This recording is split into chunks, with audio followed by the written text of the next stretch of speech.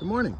This is Brent Deisher from Princeton Permaculture, and I'm right now visiting the Rutgers Gardens, and specifically the meadow habitat of the Rutgers Gardens. This is my first time here, and the one thing that I wanted to point out to you is that the meadow, as you can see, is slowly turning into a forest.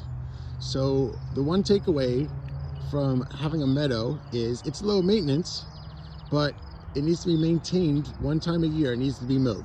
So if you do have a pocket meadow in your yard, you still need to mow it either at the end of February or early March to keep that shrub layer and tree layer from growing. So you can see in this meadow, it hasn't been mowed in a couple years. So I would say about 3 to 5 years, because you're starting to see these over here are oak trees.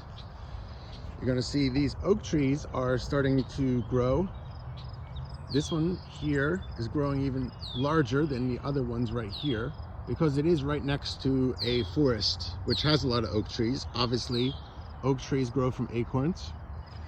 And you also need to keep it mowed once a year to keep away the multiflora rose. So what's blooming right now over here is this multiflora rose. So that's an invasive species, and it will take over a meadow pretty quickly, okay? I'd probably say that's been there maybe 2 years. This multiflora rose right here, not that long.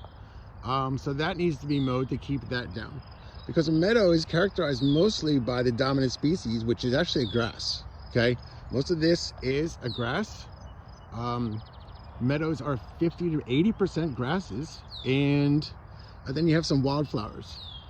But the key takeaway is, in order to prevent secondary succession from happening, which is the series of stages that plants go through over time, you want to prevent that from happening by mowing it once a year. So that's your tip for the day, and this is Brent Deisher from Princeton Permaculture. Get your meadow on and lose the lawn. Thank you.